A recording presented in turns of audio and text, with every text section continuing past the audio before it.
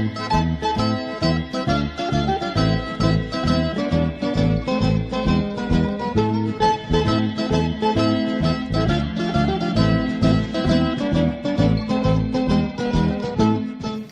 everyone watching at home. Hello ladies and gentlemen. Welcome yet again to another episode of Dinner Guide. My name is Chef Andy and I'm your host as usual.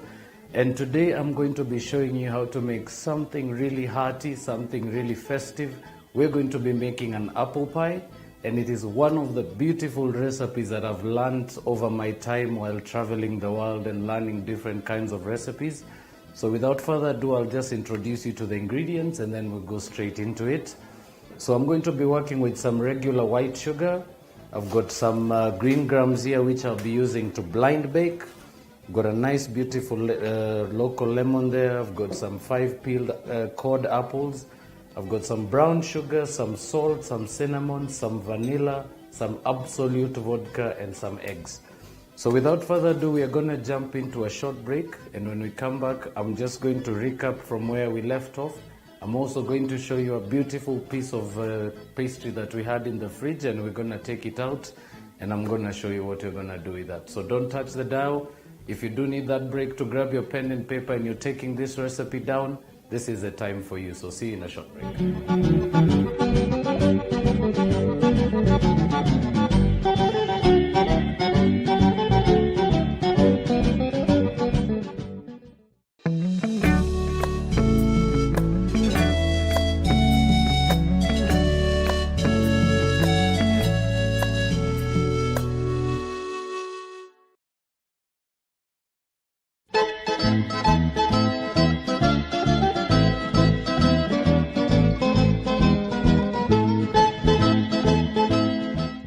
Welcome back, ladies and gentlemen. For those who are just catching up with the show, if you're just tuning in, we have been just introducing a very beautiful dish that I'm going to be showing you how to get through today. I'm going to be making a very traditional apple pie that I learned way back in Cape Town, and I'm going to be showing you how to do it on this very stage. So for those who missed out on the ingredients as we mentioned them earlier, this is a beautiful piece of short crust pastry that I had chilling in the fridge. Remember, we always use it cold. So this we're going to blind bake first, and then we're going to go straight into the filling.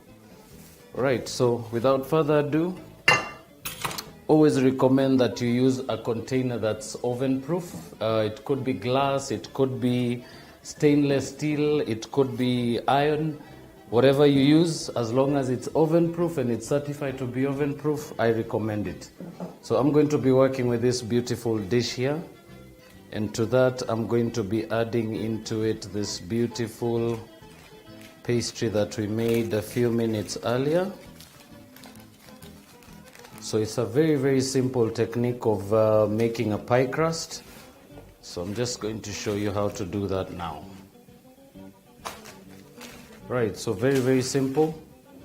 For this particular process, you don't even need to line your tin with anything. Remember, the content of butter in this short crust is so much it can't even stick to your bowl.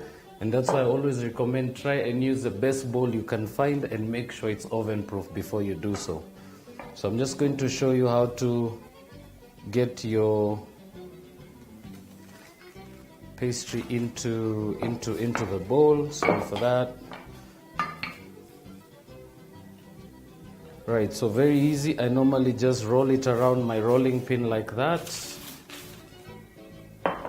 and then this goes straight on top of your baking dish. So just roll it out to the end like that.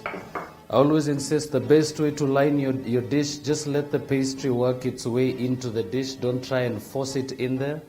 And I always insist, try and roll out at least enough that can go around without you having to stretch. And this is actually the only best way to get a beautiful pastry case out of your pastry. All right, so remember, I'm not trying to fold in whatever to fill into the holes. All I'm doing is bringing in the excess and I'm just tucking it into the bases. And then all I do is press it around the sides just to get all the excess falling right over the top of the pastry case, of the baking dish. Right, so simple as that. As I always recommend, I like to work with a pizza cutter. If you have anything else that you like to work with, I also recommend you can use that too. So all I'm going to do is I'm going to make a small incision and I'm just going to follow around the board. Remember, this is pastry, it's still nice and soft. So it actually makes it very easy for you to go right around your board like I'm doing now. So one of the easiest techniques to get your casing to fit in really well, always roll it a little bigger. Make sure you do have that extra room for all that excess that you might leave out. And remember, the beautiful thing with pastry is you treat it well. You don't even have to worry about wasting. You can always keep this in the fridge and reuse it over and over. Right, so I'm just going to finish this last bit off. So remember, you can also use a small regular paring knife or just any regular knife for this process. The reason why I like to use a pastry cutter is it's a little lighter on the hands and it's a little quicker to work with. Okay, so this particular leftover, as you can see, you could always just cover that up, leave it in the refrigerator, or you can freeze it and defrost it when you need it. It actually never goes to waste. So I'm just going to throw that in here. I'm gonna come back to that later. Now all I'm going to do now is just try and make sure I have a nice finishing of the pastry on the edges especially. Remember, for most of those parts that you do cut off, you do wanna try and patch them up. So I always recommend just work with your fingers. It's easier, it's more gentle, and it's a little more quicker. Right, so to that, I'm going to show you now what we call blind baking. And this actually entails you having something that you can be able to pour in there. And I'm also going to be using this beautiful sheet of wax. So this, whatever I'm using right now, whatever's in my bag right now is just regular green grams. I always save this and leave them somewhere in my pantry. And every time I want to make something with some pastry or make a case out of it, I just reuse them. So I recommend keep a batch for yourself. Don't throw it away, just save it. Remember, this can last a long time. They've been in the oven over and over, so they're totally dry. They're very easy to reuse. Right. So to that, I'm just going to fold first my wax paper, first halfway and then quarter way. And the reason for this is it makes it easier for me to push the center inside. So I just put my finger right in the center of where my center of the paper shows.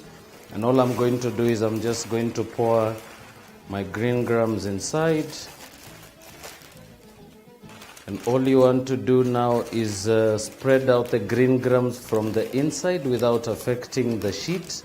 So remember, as you spread them around, the pastry itself will just naturally just set itself on the inside once it goes into the oven. So you don't really need to really worry about this right after this particular stage. So now all I'm going to do is fold those up a little bit. This is just to make sure it doesn't touch the top elements in the oven. And then last but not least, you wanna also just try and stretch out your pastry out a little more. This is just to make sure it doesn't shrink and slide back into the dish. So please always just remember that little layer, that little thin layer that you really stretch out actually makes a difference, because this actually stops your pastry from shrinking and just sliding back into your bowl. So always have just a little bit of pastry just going around your dish, just like I've done now. Right, so oven is preheated. It's going at 200 degrees and we just preheated that a little earlier. So now all I'm going to do is just give it a check. So this is still not heated up. So we're going to give that a bit of time to heat up. And while that happens, I'm going to just put this in the fridge and we're going to come back to it a little later. And while we do that, I am going to show you how to make your apple filling. So what I'm going to do is very simple. First of all, going to have my pan nice and hot there going. And what I'm going to do now is cut up my apples. All I'm going to do is, so these were already peeled, so all I'm going to do is cut them into quarters. And then what we want to do is take out the seeds. Remember those, especially that interior bit, you don't really want to use. Right, so easy as that. And all I'm going to do is hold my knife diagonally and press and just take off the inside. So it's easy as that. All you do is just work your way with your knife right through it like that, and you actually manage to get your cores out a little faster. If you do own an apple corer, I suggest you can also use that. So this is a very beautiful recipe I learned way back when I was still training, and the one particular thing I liked it is how the vodka and the vanilla and the cinnamon comes together, and the flavors and the aromas that really come out after that are just to die for. It's actually one of the most interesting apple pie recipes I have to date, and I'm definitely looking forward to showing you how all this goes into play. So easy peasy. All I'm going to do is just cut up my apples.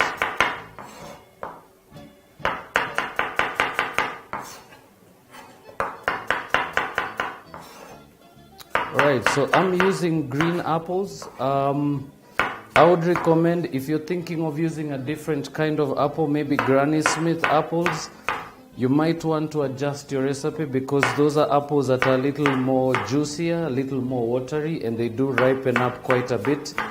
So if you do decide to go with a different variety of apples, I recommend you can actually do so, but do a bit of research before you just jump into using any recipes you find. It's always safer and it saves you money. Right, so into that I'm just going to put some clarified butter, about 2 teaspoons. So the term I'm using clarified butter, this basically means I heated up the butter, I took out all the milk curd, and I'm using just the residue that remains. So as you can see, this is all of it. And the reason I'm using that is I really want that velvety finish to the apples, especially now that it's going to be a filling. Right, so to that I'm just going to add my apples. I'm going to turn the heat a little higher.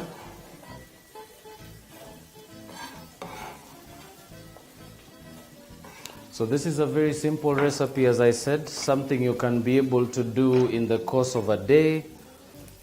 You can actually make this in advance and just leave it out in the fridge, serve it in the morning, or make it in the morning, serve it at dinner time.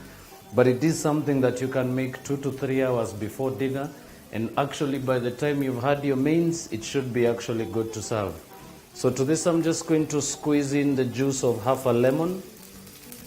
So this is just to bring the flavors and concentrate them really well. So lemon really does a good job with that. And to that now we are going to add a teaspoon of cinnamon. I'm going to add my vanilla. I also like to add just a pinch of salt. Right, and you can actually be able to get the vanilla really coming out, beautiful flavors. Right, so we're just going to cook those down for a little bit. I'm going to turn my heat a little higher now. Remember, the idea is to just get them a little tender, give them a little bit of that caramelizing flavor on the outsides. And then just to aid that, I'm going to be using about 2 tablespoons of brown sugar. So this is easy to acquire in your regular outlets out there. Just gonna give that a bit of a toss. And then I'm also going to add 3/4 cup white sugar. So remember, at this stage you're basically just caramelizing the apples. You're just looking to give them that extra flavor. Remember, this is going to be going into a dish. So you do want to flavor them at this stage, because once it goes into the filling, all the flavors are actually going to be left behind at that stage.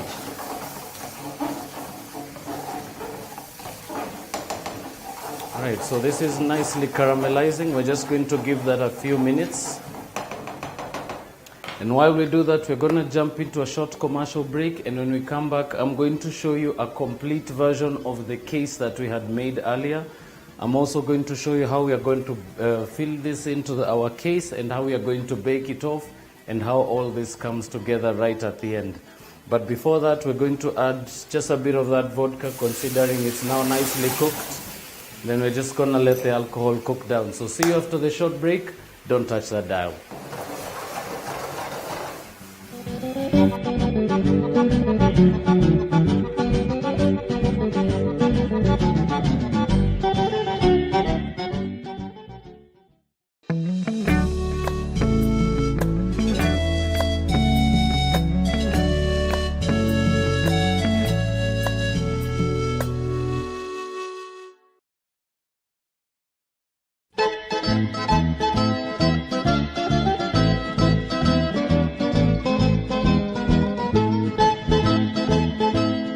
Welcome back, ladies and gentlemen. We're just about to finish off the last bit of filling our pie, and I'm just about to show you a very simple technique of how to get a beautiful hearty pie out of your mixture. Remember, if we use the same mixture as it is in the pie crust, it might be very dry and very unpleasant. So I'm just going to show you a way of reinforcing that. A very, very old trick, actually. So all I'm going to do is I'm going to break just 2 eggs into this bowl. Then I'm going to add about 3 tablespoons of whipping cream. I'm just going to slightly whip that up quickly. And then I will thin that down with just a little bit of regular milk. So not too much liquid. Remember, you don't want the pie to be soggy. Right, so once it's at that stage, remember, I'm not going to add any sugar in here because we have a lot of sugar on the side already. So this I'm just going to add as it is. So first thing I'll do is give that nice apple mixture a bit of a mix. So in here there's a bit of raisins, a bit of apples, a bit of cashew nuts, just a bit of additions there to just really enhance the filling itself. I know a lot of people have also asked me if you can use dry fruit. It's very possible, you actually can. Now what you want to do is you want to get the mixture, but you want to reserve that liquid. So just be sure to use a spoon such as I am using, a slotted spoon.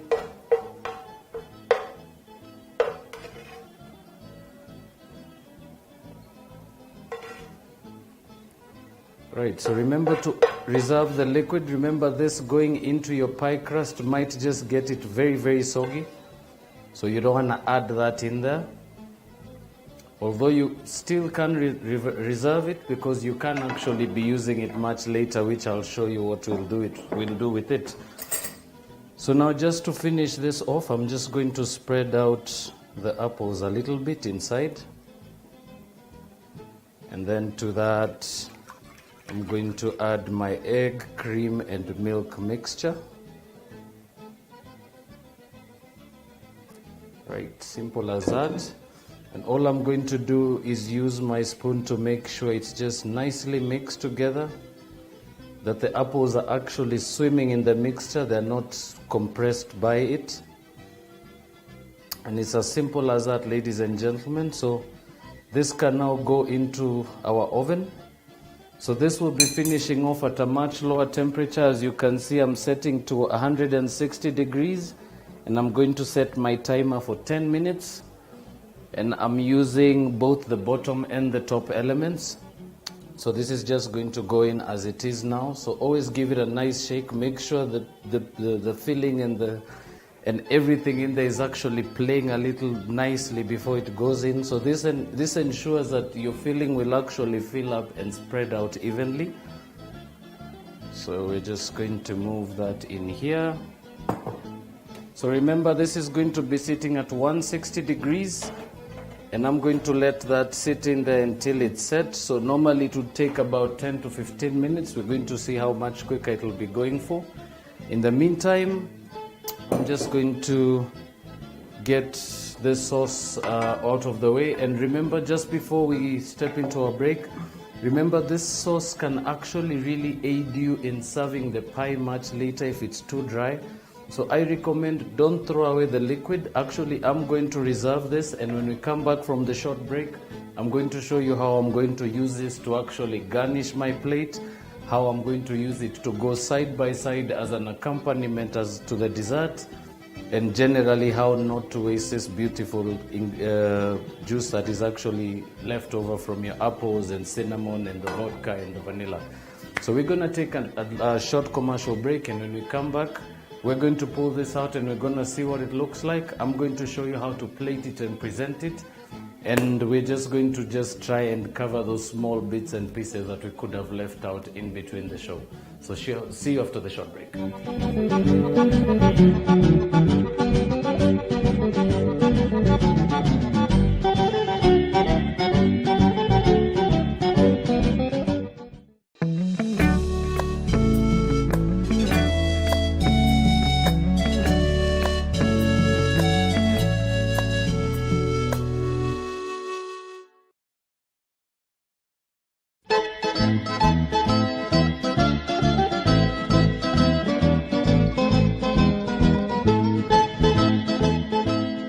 Welcome back, ladies and gentlemen. For those who missed out on the beginning part of the show and the continuing process of it, we were just finishing off a beautiful apple pie that's in our oven now, and it's just ready. So I'm just going to bring it out and you're going to see what it looks like. Oh, this looks lovely. There we go, ladies and gentlemen. So this has been going now for about 20 to 25 minutes. It's definitely set. You can see even from the press, it's just definitely set and good to go. I won't even disturb this. I'm just going to finish it off. And I like to do it the old classic way, and I like to use some icing sugar. It's probably the easiest and most convenient method of garnishing any pie or any pastry that you may have out there. So I'm just going to give a nice generous coating like that. And this, ladies and gentlemen, is as easy to serve as that. So this is something you're definitely going to be looking forward to be serving maybe on a weekend, maybe after a nice home-cooked meal. It definitely is something you can make and keep as well as a snack for days to come. You can make this in advance and have it just sitting in your house. Just cut a slice every now and then.